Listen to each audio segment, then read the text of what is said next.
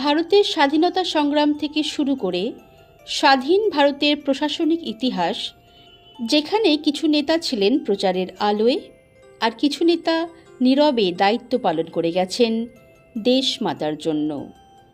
আজ আমরা জানব এমনই এক মহান নেতার কথা, ভারতের প্রাক্তন প্রধানমন্ত্রী শ্রী গুলজারিলাল নন্দের কথা। গুলজারিলাল নন্দ জন্মগ্রহণ করেন 1898 সালের 4 জুলাই তৎকালীন ব্রিটিশ ভারতের শিয়ালকোটে, বর্তমানে পাকিস্তানের অন্তর্গত। ছোটবেলা থেকেই তিনি ছিলেন সাধাসিধে, আত্মনিবেদিত ও ন্যায়পরায়ণ। উচ্চশিক্ষার জন্য তিনি যান এলাহাবাদ বিশ্ববিদ্যালয়ে, যেখানে অর্থনীতি ও সমাজবিজ্ঞানে পারদর্শিতা অর্জন করেন তিনি। ছাত্রজীবনেই তিনি দেশের দুঃখ কষ্টকে গভীরভাবে উপলব্ধি করতে শিখেছিলেন। মহাত্মা গান্ধীর আদর্শে অনুপ্রাণিত হয়ে গুলজারিলাল নন্দ যোগ দেন ভারতের স্বাধীনতা আন্দোলনে।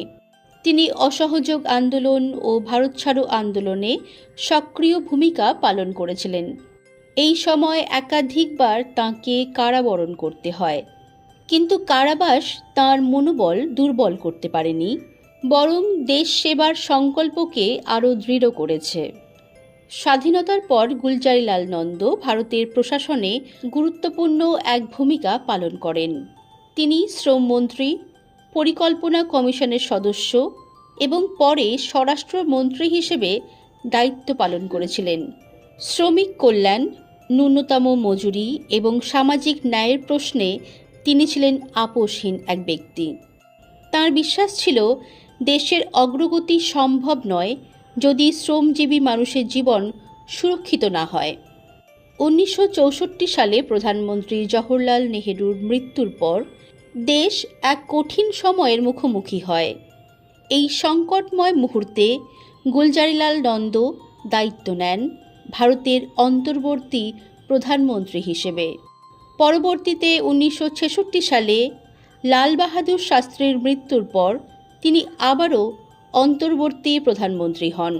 মাত্র কয়েকদিনের জন্যে হলেও তিনি সংবিধান ও গণতন্ত্রকে সর্বোচ্চ মর্যাদা দিয়ে দায়িত্ব হস্তান্তর করেন পরবর্তী নির্বাচিত নেতার হাতে। ক্ষমতার প্রতি কোনো মোহ তাঁর জীবনে কখনোই ছিল না। গুলজারিলাল নন্দ ছিলেন অত্যন্ত সাধারণ জীবনযাপনে অভ্যস্ত এক মানুষ। সরকারি সুযোগ সুবিধা তিনি প্রায় গ্রহণই করতেন না।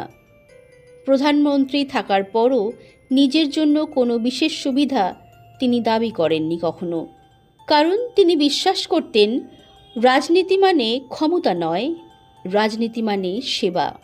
গুলজারিলাল নন্দ প্রমাণ করে গেছেন, নেতৃত্ব মানে কেবল দীর্ঘ সময় ক্ষমতায় থাকা নয়, বরং সঠিক সময়ে সঠিক দায়িত্ব পালন করাই প্রকৃত নেতৃত্ব।